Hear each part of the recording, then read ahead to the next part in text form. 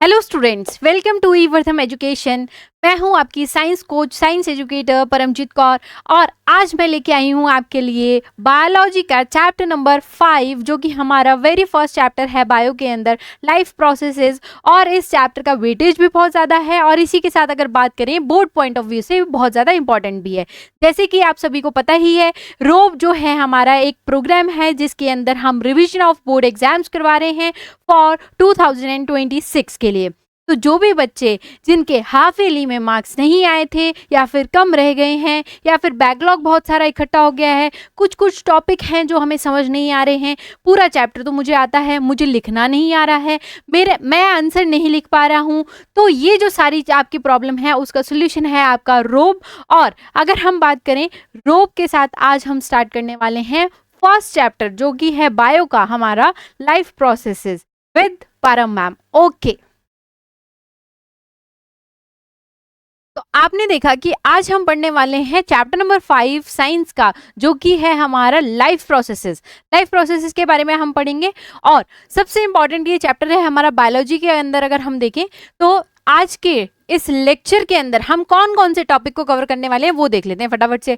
हमारे पास है सबसे पहला लाइफ प्रोसेसेस के बारे में देखेंगे, फिर हम न्यूट्रिशन पढ़ेंगे, न्यूट्रिशन को डिटेल में पढ़ेंगे और टाइप्स ऑफ न्यूट्रिशंस देखेंगे, फिर हम पढ़ने वाले हैं कि न्यूट्रिशन ऑर्गेनिज्म के अंदर कैसे होता है जैसे प्लांट्स और एनिमल्स का, फिर हम देखेंगे न्यूट्रिशन इन ह्यूमन बींग्स और सबसे इंपॉर्टेंट बात वो है हमारे इंपॉर्टेंट PYQs। ठीक है, चलिए स्टार्ट करते हैं। अगर हम बात करें लिविंग बींग्स जितने भी हैं वो क्या करते हैं, स्टिमुलाई को रिस्पॉन्स करते हैं। स्टिमुलाई क्या होता है, स्टिमुलाई की अगर बात करें एनवायरनमेंट से आने वाला जो इंफॉर्मेशन है उसे हम स्टिमुलाई बोलते हैं। स्टिमुलाई को वो रिस्पॉन्स करेंगे and they show movement which may be visible और इनविजिबल। हो सकता है कि वो विजिबल हो या इनविजिबल हो। जैसे विजिबल मूवमेंट, तुम्हें मेरा हैंड का मूवमेंट दिख रहा है वो विजिबल है।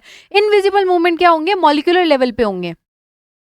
जैसे एग्जाम्पल दे रखा है, हमने क्लास 9th में पढ़ा था कि ऑर्गेनाइजेशन ऑफ सेल्स जो होता है वो टिश्यू में जाता है, ग्रुप ऑफ सेल्स जो है वो टिश्यू बनाते हैं, ग्रुप ऑफ टिश्यू जो है वो ऑर्गन बनाते हैं और इसी के साथ में ऑर्गन के ग्रुप को ऑर्गन सिस्टम में हमने कन्वर्ट होता हुआ देखा था और फिर ऑर्गन सिस्टम से पूरी की पूरी एक बॉडी बनती है। ठीक है, किसी भी एक लिविंग ऑर्गेनिज्म की। तो ये हम क्लास 9th में पढ़ के आ गए। ये जो चेंजेस हैं या फिर हम बोल सकते हैं ये जो मूवमेंट्स हैं ये हमारे इनविजिबल मूवमेंट्स हैं। ठीक है, अब देखेंगे लाइफ प्रोसेस क्या होता है। लाइफ प्रोसेस की अगर हम बात करें, what our life processes, the processes which together perform, मतलब ये वो प्रोसेस है जो एक साथ परफॉर्म करते हैं the function of maintenance of life, मतलब मेंटेनेंस ऑफ लाइफ के लिए एक साथ मिलकर के काम कर रहे हैं, उन्हीं को हम बोलते हैं लाइफ प्रोसेसेस। ठीक है, अब हम देख लेते हैं जो हमारे पास में लाइफ प्रोसेसेस हैं वो कौन कौन से हैं। लिविंग बींग्स जो हैं वो रेस्पायर करेंगे, ग्रो करेंगे, रिप्रोड्यूस करेंगे, ये हमें पता है। And they have ability to evolve, उनके पास में एक एबिलिटी है इवॉल्व होने की। इवॉल्व होने से मतलब क्या है, इवॉल्व का मतलब होता है इन्वायरमेंट के साथ में, नेचर के साथ में खुद के अंदर चेंजेस या फिर वेरिएशन लेके आना, वो हमारे पास में क्या है, इवॉल्व। ठीक है, अगर हम बात करें all living beings have definite shape, size and definite life span, मतलब उनका डेफिनेट लाइफ स्पान रहेगा, डेफिनेट शेप है, डेफिनेट साइज है। They perform metabolic activities, living होने की सबसे बेसिक कैरेक्टरिस्टिक्स जो है वो यही है कि मेटाबॉलिक एक्टिविटीज जो परफॉर्म कर रहा है दैट इज लिविंग। ओके, अगर हम बात करें there are mainly 4 important life processes. अभी हमने देखा लाइफ प्रोसेसेस क्या होते हैं, कितने इंपॉर्टेंट लाइफ प्रोसेस हैं, 4 हैं हमारे पास में। 1 बाय 1 उनको हम पढ़ेंगे। ठीक है, अगर हम देखें वो हमारे मेंटेनिंग ऑफ लाइफ के लिए जरूरी है, without which living beings can not survive, मतलब उनके बिना लाइफ में सर्वाइवल पॉसिबल नहीं है। ओके, तो हम उनको देखते हैं 4 कौन कौन से हैं। ये हमारे पास में 4 हैं। फर्स्ट कौन सा है, न्यूट्रिशन। न्यूट्रिशन की अगर बात करें, न्यूट्रिशन का मतलब होता है कि कैसे हम न्यूट्रिएंट्स को ऑब्टेन करेंगे सारे के सारे लिविंग बींग्स। ठीक है, फिर दूसरा हमारे पास में है रेस्पिरेशन, कैसे एनर्जी प्रोड्यूस होगी उनसे जो भी न्यूट्रिएंट्स आपने लिए थे। फिर उसके बाद में अगर बात करें कि हमारे पास में क्या है, ट्रांसपोर्टेशन। ट्रांसपोर्टेशन की अगर बात करें तो वहां पे क्या हो रहा है, डिस्ट्रीब्यूशन ऑफ फूड, मतलब ट्रांसपोर्ट करके आप क्या करोगे, फूड को और जितने भी मटेरियल्स हैं उनको क्या करोगे, डिस्ट्रीब्यूट करोगे। उसी के साथ में एक्सक्रीशन, एक्सक्रीशन का मतलब क्या है, जितना भी मेटाबॉलिक वेस्ट बॉडी ने क्रिएट किया है उसे हमें क्या करना है, उसे हमें रिमूव करना है, क्योंकि बॉडी के अंदर रहेगा तो टॉक्सिसिटी बढ़ेगी, टॉक्सिसिटी बढ़ेगी तो हम बीमार हो सकते हैं, इसीलिए उसको एक्सक्रीट करना है। ओके तो हम आज सबसे वेरी फर्स्ट जो हमारा लाइफ प्रोसेस है वो पढ़ने वाले हैं, वो है न्यूट्रिशन। ठीक है, अगर न्यूट्रिशन की बात करें, nutrition is the process of intake of nutrients. ये एक ऐसा प्रोसेस है जिसमें आप न्यूट्रिएंट्स का इनटेक करते हैं। न्यूट्रिएंट्स क्या क्या हैं, न्यूट्रिएंट्स की अगर बात करें, कार्बोहाइड्रेट्स हो गए हमारे पास न्यूट्रिएंट्स, ऐसे ही हमारे पास में फैट्स हैं, प्रोटीन्स हैं, मिनरल्स हैं और विटामिन्स हैं। ये सारे हमें फूड से मिलते हैं। ठीक है, जो भी फूड हम खा रहे हैं। अब by an organism as well as intake तो करना ही करना है, as well as utilization of these nutrients, इनका यूज भी करना है, यूटिलाइजेशन भी इनका न्यूट्रिशन में ही आता है। देखो न्यूट्रिशन को दूसरे तरीके से भी लिख सकते हैं, nutrition is the process of procuring and utilisation of food. ठीक है, अगर हम बात करें न्यूट्रिएंट्स क्या होते हैं, न्यूट्रिएंट्स आर द ऑर्गेनिक और इनऑर्गेनिक सब्सटेंस। ये कुछ ऐसे सब्सटेंस है जो ऑर्गेनिक भी हो सकते हैं और इनऑर्गेनिक भी हो सकते हैं, required for the maintenance of life. ये मेंटेनेंस ऑफ लाइफ के लिए जरूरी है and survival of living organism के लिए ये जरूरी है। ठीक है, अब हम देख लेते हैं हमारे पास में मोड्स ऑफ न्यूट्रिशन कितने टाइप के होते हैं। मोड्स ऑफ न्यूट्रिशन आपको दिख रहा है कि हमारे पास में मोड्स ऑफ न्यूट्रिशन जो है वो 2 टाइप के हैं। एक तो है हमारे पास, एक तो है हमारे पास में ऑटोट्रॉफिक न्यूट्रिशन। ओके, दूसरा हमारे पास क्या है, हेट्रोट्रॉफिक न्यूट्रिशन। ऑटोट्रॉफिक और हेट्रोट्रॉफिक न्यूट्रिशन आ रहा है। ठीक है, फिर उसके बाद में अगर अपन बात करें, यहाँ पे अपने पास में क्या आ रहा है, ऑटोट्रॉफिक के भी टाइप्स हैं। ऑटोट्रॉफिक के जो टाइप्स हैं उसमें क्या है, एक तो पढ़ना है फोटो ऑटोट्रॉफिक अपन को, दूसरा अपन पढ़ेंगे कीमो ऑटोट्रॉफिक। ओके, हेट्रोट्रॉफिक के भी टाइप्स हैं, कितने टाइप्स हैं, 3 टाइप्स में से सबसे पहला आ जाता है हमारे पास में पैरासाइटिक। ओके, फिर दूसरा अगर हम बात करें, दूसरा हमारे पास में आ जाता है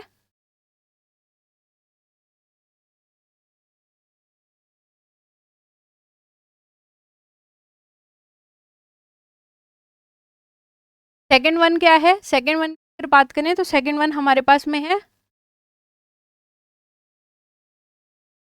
फर्स्ट है पैरासाइटिक, सेकंड है सेप्रोफाइटिक। ठीक है, सेकंड क्या है, सेप्रोफाइटिक। अगर सेप्रोफाइटिक की बात करें, फिर उसके बाद में थर्ड जो है हमारे पास में क्या है, होलोजोइक। यानी 3 टाइप के होते हैं, एक है पैरासाइटिक, एक है सेप्रोफाइटिक और एक है होलोजोइक। अब हम देखते हैं, ठीक है, ये तो मेन हमारे पार्ट्स हैं।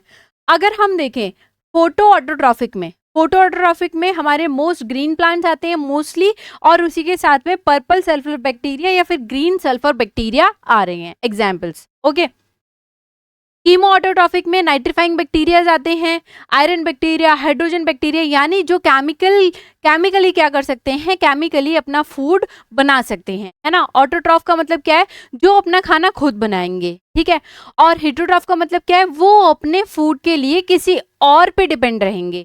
ठीक है, उनके हमें टाइप्स पढ़ने हैं, फिर उनके एग्जाम्पल्स पढ़ने हैं। पैरासाइटिक में हमारा एग्जाम्पल है, टोटली पैरासाइटिक जो है वो कसकटा है, पार्शियली पैरासाइटिक जो है उसका हमने दे रखा है सेंटेलम। ठीक है, याद रख लेंगे। और सेप्रोफाइटिक पढ़ेंगे, फिर होलोजोइक पढ़ेंगे। होलोजोइक में 3 चीजें आती हैं, हार्बीवोर्स, कार्निवोर्स एंड ओमनिवोर्स, जो कि आप बहुत पहले से पढ़ के आ चुके हैं, है ना। उनको हम दोबारा से देखेंगे। अब देखें, प्रैक्टिस क्वेश्चन हमें दे रखा है, which of the following organism show parasitic mode of nutrition. ये PYQ में आया हुआ क्वेश्चन है। ठीक है, अब देखेंगे अमीबा, एल्गी, मशरूम और कसकटा। अभी तो हमने पढ़ा, कौन सा होता है, जल्दी से बताएंगे। ABCD, D, very good, D is the correct answer, D is the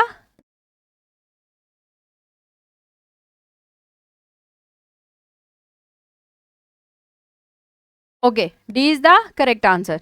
now autotrophic nutrition पढ़ते हैं, the process through which organism are able to build up their own organic food from inorganic raw materials which are obtained from outside, in the form of carbon dioxide and water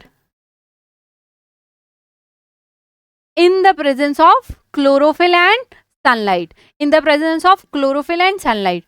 It means कि autotrophic mode of nutrition वो है जिसमें जो भी organism रहेगा वो अपना खाना खुद बना रहा है विद द हेल्प ऑफ किस से बनाएगा, ऑर्गेनिक रॉ मटेरियल को यूज करेगा, इनऑर्गेनिक रॉ मटेरियल को यूज करेगा और ऑर्गेनिक फूड बना के देगा। इनऑर्गेनिक रॉ मटेरियल जो उसे यूज करना है वो हमारे पास में कहाँ से आएगा, आउटसाइड, ओके, बाहर से लेगा।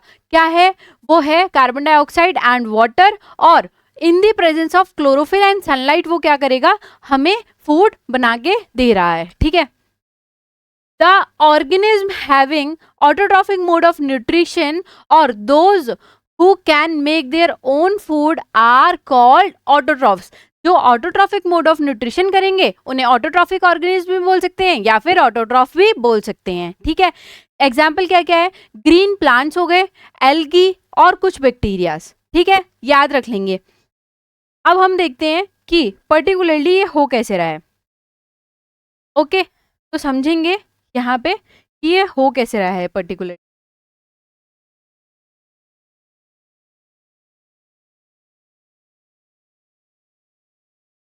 अब देखें यहाँ पे आपको दिख रहा है कि हमारे पास में बेसिकली एक प्लांट है।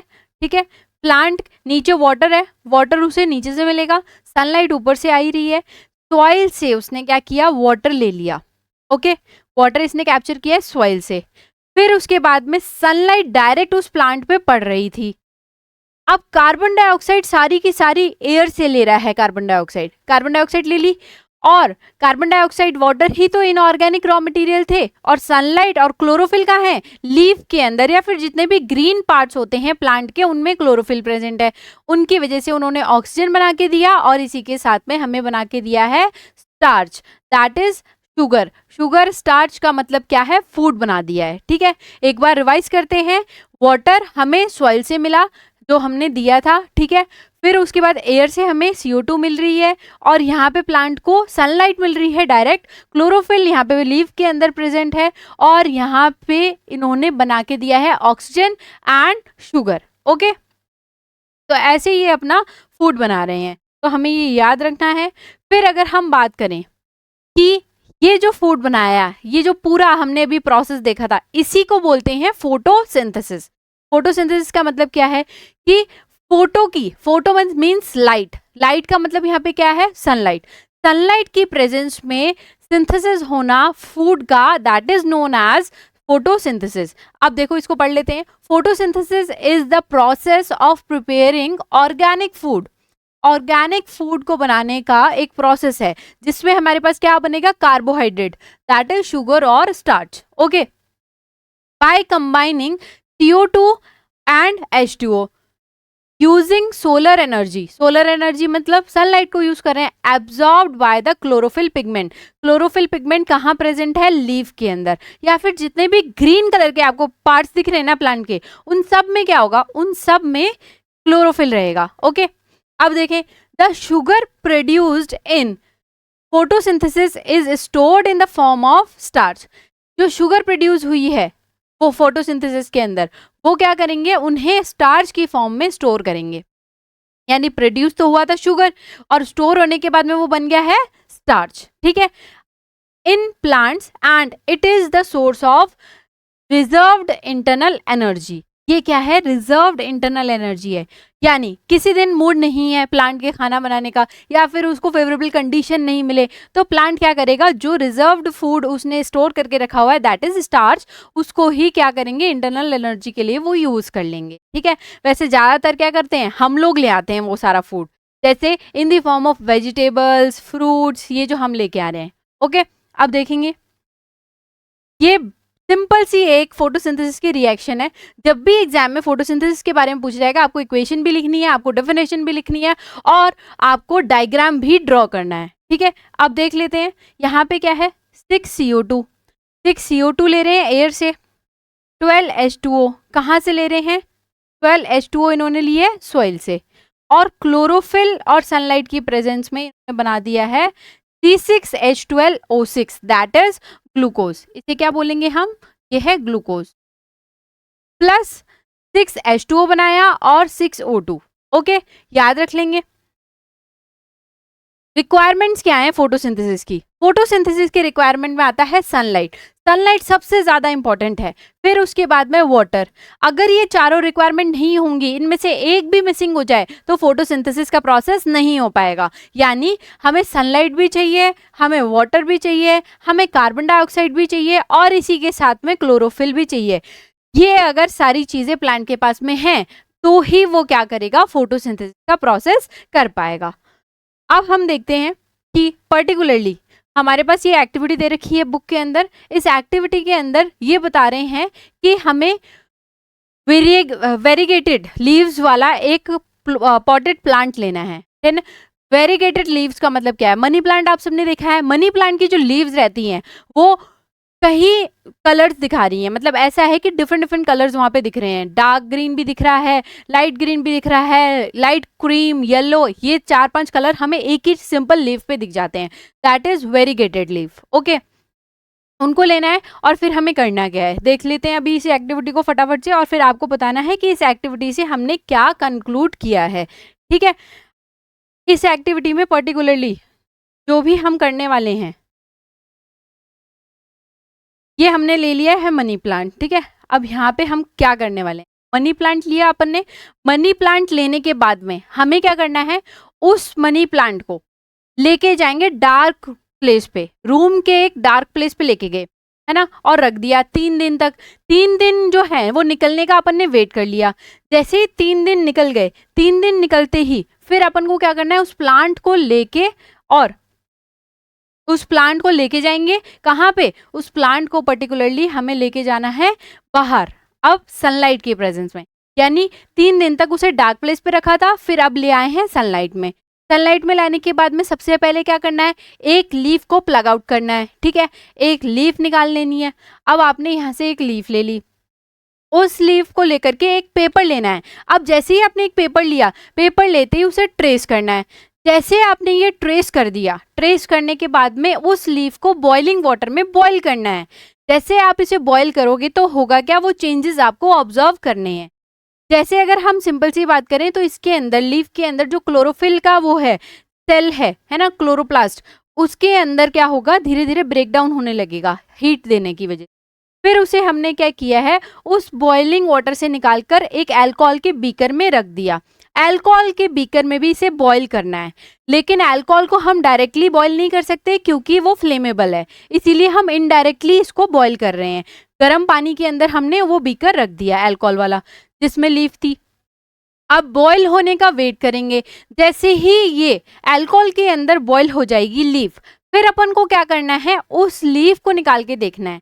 बीकर निकाला, अगर आप यहाँ पे ऑब्जर्व करें तो आपको यहाँ दिख रहा है लीफ का जो कलर है वो फेड हो गया है, जबकि अल्कोहल के अंदर एक ग्रीन कलर आ गया है ना। तो हमें यहाँ से ये समझ में आया कि अल्कोहल में इसको क्यों किया था। फिर हमने आयोडीन सॉल्यूशन में डाला। आयोडीन टेस्ट किया जाता है स्टार्च की प्रेजेंस दिखाने के लिए। आयोडीन में जैसे ही उसे डाला तो मुझे दिख रहा है और आपको भी ये दिख रहा होगा कि लीफ जो है वो ब्लू कलर की हो गई है। ठीक है, लेकिन अब ट्रेसिंग वाला और जो हमारी आयोडीन टेस्ट वाला है उसमें आपको कॉमन चीज ये दिख रही होगी, यहाँ पे हमारे पास में क्या था, एक पैच था जो कि लाइट था, और यहाँ पे हमारे पास में उसी पैच पे ब्लू कलर नहीं आया। इट मीन्स कि उसने फोटोसिंथेसिस नहीं किया है। आयोडीन टेस्ट क्या बताता है? आयोडीन टेस्ट ये बताता है कि अगर फोटोसिंथेसिस हुआ है तो स्टार्च बना है। अगर आयोडीन टेस्ट पॉजिटिव आता है तो हम बोलते हैं कि स्टार्च प्रेजेंट है। अगर नेगेटिव आता है, जहाँ पे यहाँ पे ब्लू कलर नहीं दिखा, इट मीन्स कि नेगेटिव है आयोडीन टेस्ट, यानी यहाँ पे स्टार्च फॉर्म हुआ ही नहीं है, यानी फोटोसिंथेसिस ही नहीं हुआ। अगर हम सिंपल सी बात करें तो यहाँ पे हमें समझ में आ रहा है कि क्लोरोफिल अगर कम रहेगा, क्लोरोफिल अगर कम रहेगा तो स्टार्च भी फॉर्म नहीं होगा। क्लोरोफिल कम है, क्लोरोफिल एब्सेंट है तो भी हमारा फोटोसिंथेसिस का प्रोसेस नहीं होता और स्टार्च नहीं बनता। जबकि हमने इसे डार्क रूम में भी रखा था और फिर उसके बाद में जैसे सनलाइट में रखा, यानी 6 आवर की sunlight is sufficient for photosynthesis. और इससे इंपॉर्टेंट बात यह है कि chlorophyll is very important for photosynthesis, very good. Photosynthesis का इंपॉर्टेंट एक पार्ट हमें पता लग गया, और स्टार टेस्ट कैसे किया जाता है ये भी पता लग गया आयोडीन से। ओके, अब देखें, अब फटाफट से समझते हैं। कंक्लूजन जो हमें मिला वो हमें पता लग गया। अब दूसरी एक्टिविटी में क्या दे रखा है? दूसरी एक्टिविटी में दे रखा है, दो ले लो आप हेल्दी पॉटेड प्लांट्स को, सेम साइज की होने चाहिए, सेम दिखने चाहिए, फिर उनके साथ भी एक एक्टिविटी आपको परफॉर्म करनी है। आओ फटाफट से कर लेते हैं।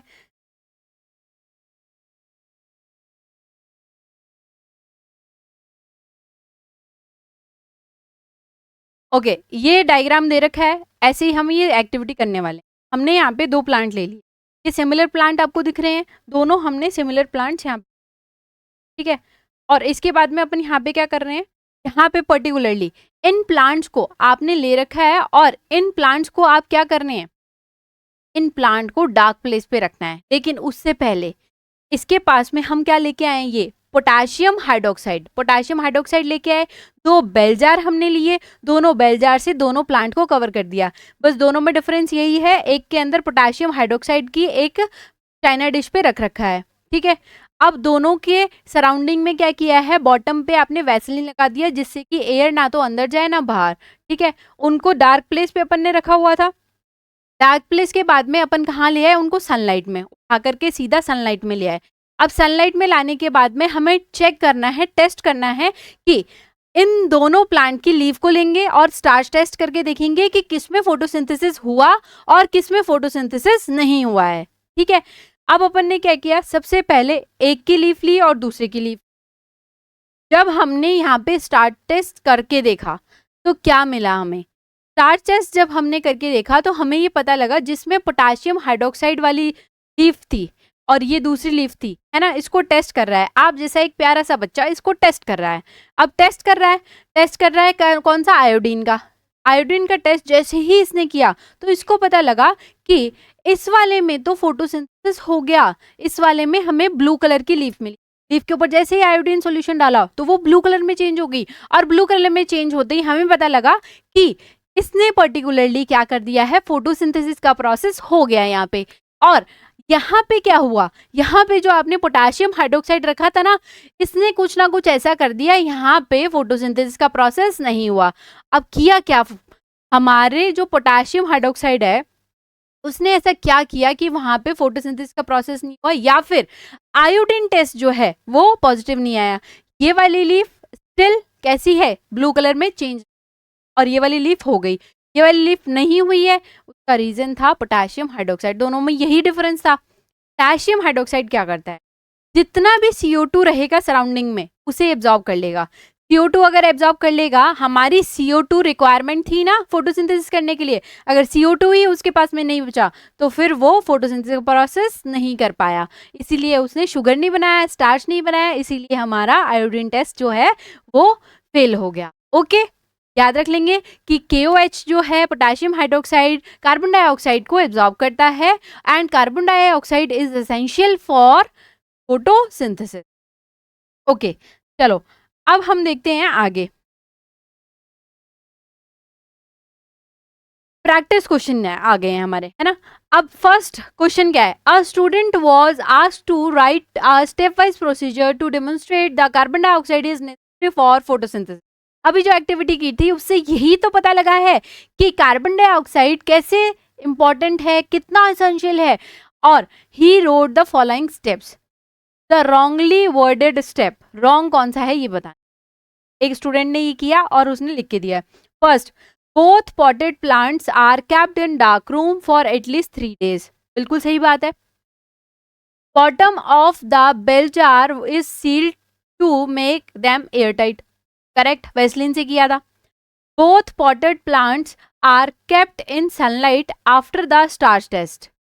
स्टार्च टेस्ट के बाद में, स्टार्च टेस्ट अगर आपने कर दिया है फिर उसके बाद में सनलाइट में रखने का क्या फायदा, सनलाइट में तो हमने पहले रखा था और फिर उसके बाद में हमने स्टार टेस्ट किया, दैट मीन्स यही गलत है, गलत ही तो बताना है। A leaf from both the plants is taken to test the presence of starch, ये भी सही, ये गलत लिखा है, ठीक है, क्योंकि यहाँ पे आफ्टर द स्टार्च टेस्ट है ना, ऐसे नहीं आएगा, बिफोर द स्टार्च टेस्ट, यही गलत है, बिफोर आएगा यहाँ पे। ओके, अब देखते हैं इवेंट्स क्या क्या हो रहे हैं फोटोसिंथेसिस। ये ऐसा डायग्राम आप एग्जाम में जब भी आएगा ना, फोटोसिंथेसिस ऐसा डायग्राम बना के आना है, इवेंट्स भी लिख के आने हैं, इक्वेशन भी लिख के आनी है और उसी के साथ में डेफिनेशन भी लिखोगे और रिक्वायरमेंट्स भी। अब हमारे पास में ये पूछा जाता है कि सनलाइट कहाँ से मिल रही है, सनलाइट हमें मिल रही है सन से। सोर्सेस पूछे जाएंगे, क्लोरोफिल जो है वो कहाँ प्रेजेंट है, क्लोरोप्लास्ट में। वाटर कहाँ से मिल रहा है, सॉइल से। एंड अगर हमसे पूछा जाए कि हमारे पास में कार्बन डाइऑक्साइड हमें एयर से मिल, ऐसे याद रख लेंगे। अब इवेंट्स देखेंगे वन बाय वन, ये इवेंट है। Absorption of light energy by chlorophyll, chlorophyll क्या करता है, एब्जॉर्ब करता है लाइट एनर्जी को। Conversion of light energy to chemical energy and splitting of water molecules into hydrogen and oxygen. It means कि photosynthesis के प्रोसेस में जो ऑक्सीजन बन रही है वो स्प्लिटिंग ऑफ वाटर से बन रही है। ऐसा बिल्कुल नहीं हो रहा है कि CO2 उन्होंने लिया और O2 हमें दे दिया, नहीं, CO2 को कन्वर्ट करके O2 नहीं बना के देते। CO2 से तो कार्बोहाइड्रेट बना रहे हैं, यानी शुगर बना रहे हैं।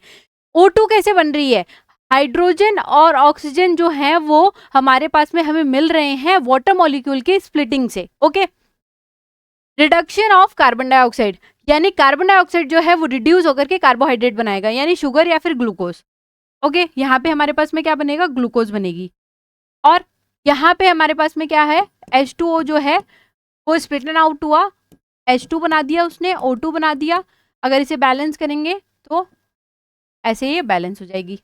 ओके, अब ये जरूरी नहीं है कि ये जो इवेंट है ये वन बाय वन हो, ऐसे ही स्टेप वाइज हो, ऐसा जरूरी नहीं है। क्योंकि जो डेजर्ट प्लांट होते हैं उनके अंदर क्या होता है, डेजर्ट प्लांट जो है वो नाइट के टाइम पे क्या करते हैं, मोस्टली अपने पार्शियली जो फोटोसिंथेसिस करके और अपना खाना बनाने लग जाते हैं। लेकिन सनलाइट जैसे ही उनके पास में आएगा फाइनल प्रोडक्ट में उसे चेंज करके दे देंगे। एक इंटरमीडिएट प्रोडक्ट जो है वो रात में ही बना रहे हैं जितने भी डेजर्ट प्लांट हैं, जैसे कैक्टस, एलोवेरा। ओके, याद रख लेंगे, वन बाय वन हो ऐसा जरूरी नहीं। अब हम बात करते हैं स्टोमेटा की। स्टोमेटा क्या है, दीज आर टाइनी पोर्स और microscopic aperture guarded by 2 kidney shaped और bean shaped guard cells. Stomata क्या होता है, स्टोमेटा हमें पता है लीफ के ऊपर हमारे सरफेस पे प्रेजेंट होते हैं टाइनी टाइनी पोर्स, जो कि क्या करेंगे, जो कि बाहर से एयर को कैप्चर करते हैं, एब्जॉर्ब करते हैं। और जो भी एक्सेसिव हो गया है, वाटर हो गया है अगर अंदर, और या फिर बोलें कि लीफ के सरफेस से ऑक्सीजन उन्हें देनी है, वापस से ऑक्सीजन देंगे और उसी के साथ में क्या करेंगे, गैशियस एक्सचेंज स्टोमेटा कर पा रहा है, जो फोटोसिंथेसिस के लिए चाहिए। दूसरी बात, जो वाटर है, अगर एक्सेसिव वाटर हमारे पास में हो गया है प्लांट के पास, तो प्लांट क्या करेगा, ट्रांसपीरेशन के एक प्रोसेस से उस एक्सेसिव वाटर को बाहर निकालेगा। कैसे, इन्हीं टाइनी पोर्स की हेल्प से। अब हम देखेंगे कि पर्टिकुलरली ये स्टोमेटाज आर एक्वेट,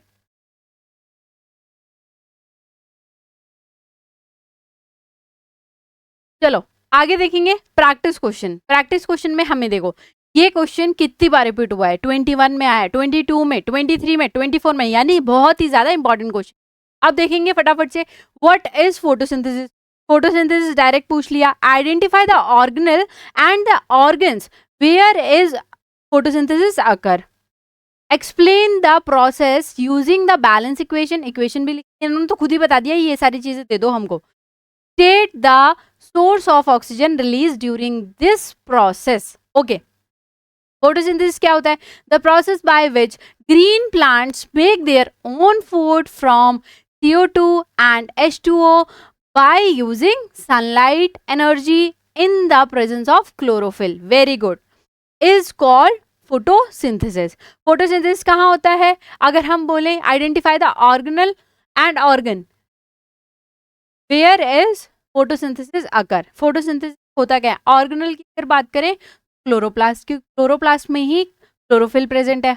और ऑर्गन की अगर बात करें तो लीफ।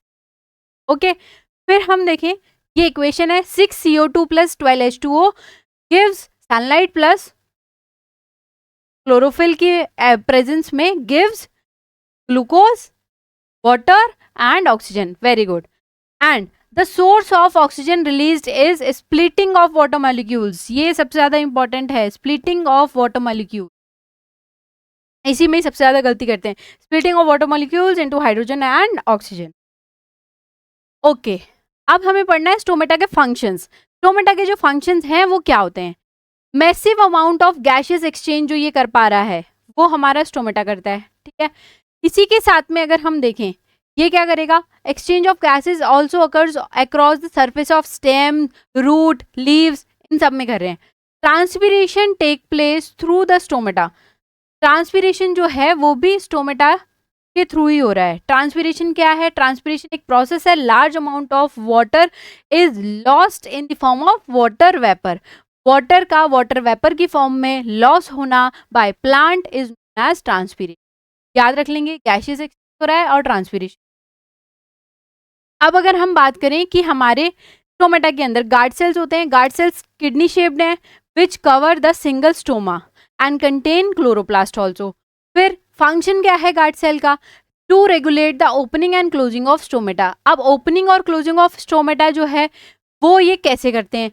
जब हमारा वाटर जो है वो ज्यादा हो गया, गार्ड सेल के अंदर एंटर करता गया करता गया करता गया, गार्ड सेल हो गया मोटा, है ना। अब गार्ड सेल जो फूल गया है बिल्कुल, है ना, स्वेलन अप हो गया है, तो फिर क्या करेगा गार्ड सेल? अब मैं ज्यादा मतलब पानी पी लिया मैंने, फिर क्या होगा? वो बंद कर देगा उसको, है ना। मतलब ओपन और क्लोज कैसे होगा स्टोमेटा? देखो समझेंगे। ये हमारे पास में गार्ड सेल थे, गार्ड सेल भर गए भर गए भर गए तो ये ओपन हो जाता है। जब गार्ड सेल क्या होते हैं? श्रिंक हो जाएंगे, है ना। पानी सारा हमारा निकल गया ट्रांसपीरेशन से। जैसे ही सारा पानी इनका ट्रांसपीरेशन से निकल गया है तो ये क्या करेंगे? ये श्रिंक हो जाएंगे। श्रिंक होने की वजह से ये क्लोज हो जाते हैं और स्वेलन अप होने की वजह से ये क्या हो जाएंगे? ओपन। ठीक है, तो हम याद रखेंगे वाटर की ज्यादा एंट्री से ये ओपन हो जाएंगे और श्रिंक होने की वजह से ये क्लोज हो जाएंगे। अभी इसको देख भी लेते हैं हम फटाफट से।